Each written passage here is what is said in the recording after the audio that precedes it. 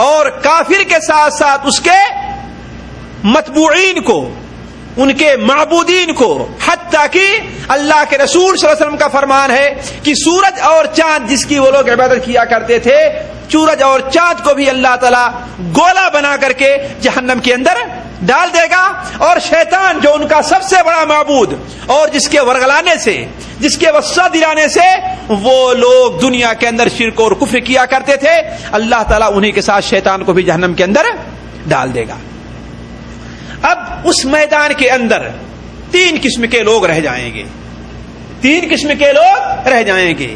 ایک تو مومنین صالحین رہ جائیں گے، دوسرے منافقین، مومنین رہ جائیں گے خواہ وہ مومن صالح ہوں یا غیر صالح ہوں، گنہگار ہوں یا نیکوکار ہوں، مومنین رہ جائیں گے۔ دوسرے منافقین کی جماعت بھی وہاں پہ رہ جائے گی۔ کیوں؟ اس لیے کہ ظاہر میں دنیا کے اندر وہ لوگ مسلمانوں ہی کے ساتھ رہا کرتے تھے، دنیا کے اندر ظاہر میں وہ لوگ مسلمانوں ہی کے ساتھ رہا کرتے تھے۔ اور تیسری جماعت رہ جائے گی وہ اہل کتاب کے کچھ باقی لوگوں کی رہ جائے گی، یعنی یہود اور نصارہ، یہود اور نصارہ کی ایک جماعت رہ جائے گی۔ اللہ تبارک و تعالیٰ کی طرف سے ایک ندا دینے والا یا خود اللہ تبارک و تعالیٰ یہود سے سوال کرے گا، جیسا کہ مسلم شریف کے اندر حضرت ابو سعید خدری رضی اللہ عنہ کی روایت ہے، یہود سے سوال کرے گا کہ تم لوگ کس کا انتظار کر رہے ہو، تم لوگ کس کا انتظار کر رہے ہو؟ وہ کہیں گے ہم اللہ کے بیٹے عزیر کا انتظار کر رہے ہیں، ہم اللہ کے بیٹے عزیر کا انتظار کر رہے ہیں۔ اللہ تبارک و تعالیٰ فرمائے گا تم جھوٹ بولتے ہو، اللہ تعالیٰ نے کسی کو اپنا نہ تو بیوی بنایا ہے اور نہ تو کسی کو اپنا بیٹا بنایا ہے، اللہ نے نہ تو کسی کو اپنی بیوی بنایا ہے اور نہ ہی کسی کو اپنا بیٹا بنایا ہے۔ آخر تم انتظار کس چیز کا انتظار کر رہے ہو؟ کہیں گے اے اللہ تعالیٰ مجھے بڑی پیاس لگی ہے، اے اللہ فاسقنا، ہمیں پانی دے۔ اللہ تبارک و تعالیٰ اسی وقت جہنم کو حکم دے گا جو سراب کی شکل میں ظاہر ہو جائے گی۔ سراب سمجھتے ہیں نا؟ سراب اصل میں ریت کے ان ذرات کو کہتے ہیں جو سخت دھوپ کے اندر دور سے پانی محسوس ہوتے ہیں، یا اس کی ایک معمولی سی مثال آپ یہ سمجھیے، دھوپ کے اندر آپ روڈ پر چلتے رہیے، روڈ پر چلتے رہیے تو دور سے آپ کو محسوس ہوگا کہ روڈ پر کہیں پر پانی دکھ رہا ہے۔ یہی چیز کیا ہے؟ سراب ہے۔ تو جہنم ان کے سامنے سراب کی شکل میں ظاہر ہوگی، تو اللہ تبارک و تعالیٰ ان سے فرمائے گا جاتے کیوں نہیں، پانی پیتے کیوں نہیں؟ اور جب وہاں پر پہنچیں گے تو جہنم کے اندر گر جائیں گے۔ دنیا کے اندر جس طریقے سے وہ لوگ دھوکے میں تھے، اپنے آپ کو دھوکہ دیتے تھے، اللہ تبارک و تعالیٰ کے ساتھ شرک اور کفر کیا کرتے تھے، اللہ تعالیٰ ان کے ساتھ بھی یہی معاملہ کرے گا۔ پھر اللہ تعالیٰ عیسائیوں سے پوچھے گا، پھر اللہ تعالیٰ نصارہ سے پوچھے گا، کہے گا تم لوگ آخر کس کا انتظار کر رہے ہو؟ وہ لوگ کہیں گے کہ اے میرے رب، ہم اپنے رب کے بیٹے عیسیٰ ابن مریم کا انتظار کر رہے ہیں۔ اللہ تعالیٰ فرمائے گا تم جھوٹ بول رہے ہو، اللہ تعالیٰ نے کسی کو اپنی بیوی اور اپنے بیٹا نہیں بنایا تھا، آخر تم لوگ کیا چاہتے ہو؟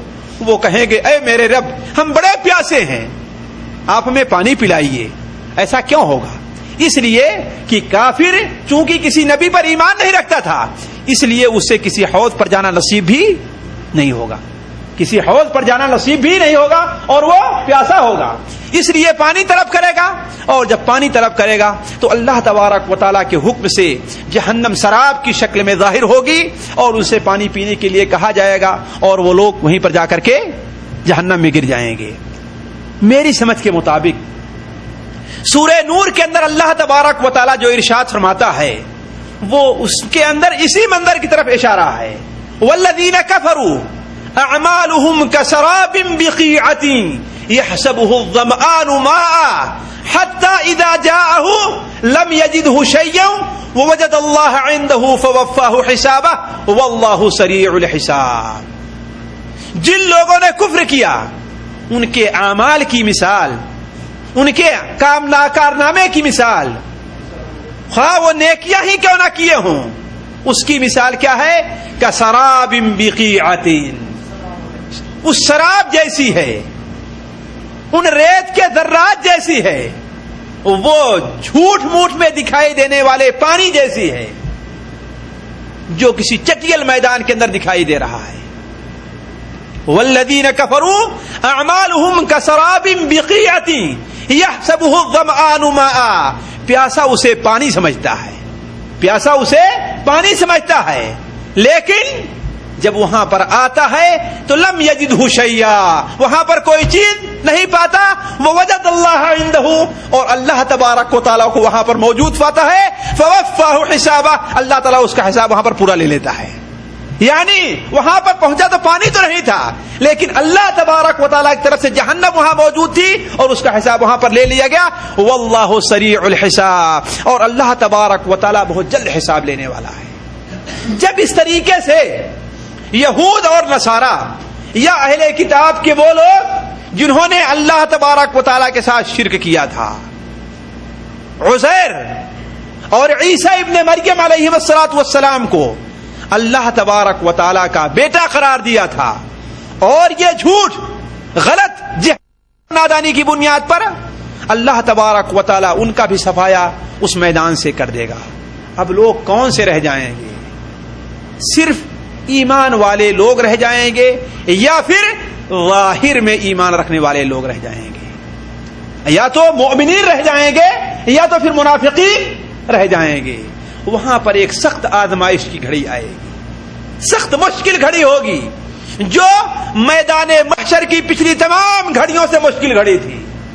اللہ تبارک و تعالی ان لوگوں کے پاس ایک ایسی شکل میں تشریف لے آئے گا، ایسی صورت میں آئے گا جو اس سے پہلے ان لوگوں سے نہیں ملا تھا. اللہ تعالیٰ حساب لینے کے لیے آیا تھا کہ نہیں آیا تھا؟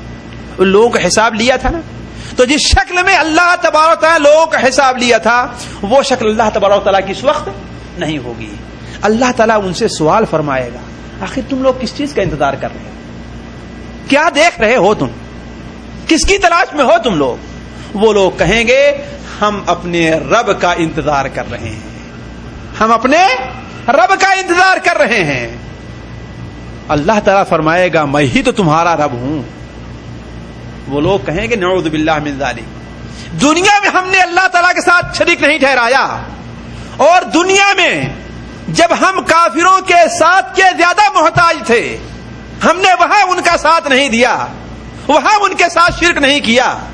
تو اس حشر میدان میں جہاں ہم صرف اللہ کے محتاج ہیں، ان کے کوئی محتاج نہیں ہیں، ہم یہ کیسے کر سکتے ہیں؟ اللہ تعالیٰ فرمائے گا کہ اچھا یہ بتاؤ تمہارے بیچ اور ان کے بیچ کوئی، اللہ کے بیچ کوئی نشانی بھی ہے؟ کیسے تم اللہ کو پہچانو گے؟ کہا کہ ہاں ایک نشانی ہے، اگر وہ نشانی ظاہر ہو گئی تو ہم اپنے رب کو پہچان لیں گے. وہ نشانی کس چیز کی ہے؟ مسلمان کہیں گے وہ نشانی پنڈلی کی ہے. کس کی نشانی ہے؟ وہ ساق اور پنڈلی کے نشانی ہے. اللہ تبارک و تعالیٰ اس وقت اپنی پنڈلی مبارک کو ظاہر کر دے گا، اپنی پنڈلی مبارک کو ظاہر کر دے گا. تو جو مومن بھی اللہ تبارک و تعالیٰ کی رضا کے لیے سجدہ کیا کرتا تھا وہ فوراً سجدے میں گر جائے گا اللہ تبارک و تعالیٰ کے لیے. البتہ جو لوگ منافقین تھے، اللہ ہمیں اور آپ کو نفاق سے محفوظ رکھے، اللہ ہمیں اور آپ کو منافقین کی جماعت سے بچائے رکھے. جو منافقین تھے ان کی پیٹھ بالکل تختے جیسی ہو جائے گی، اور وہ لوگ جب سجدہ کرنا چاہیں گے تو پیچھے کی طرف گر جائیں گے، پیچھے کی طرف سے، اور وہ سجدہ نہیں کر سکیں گے.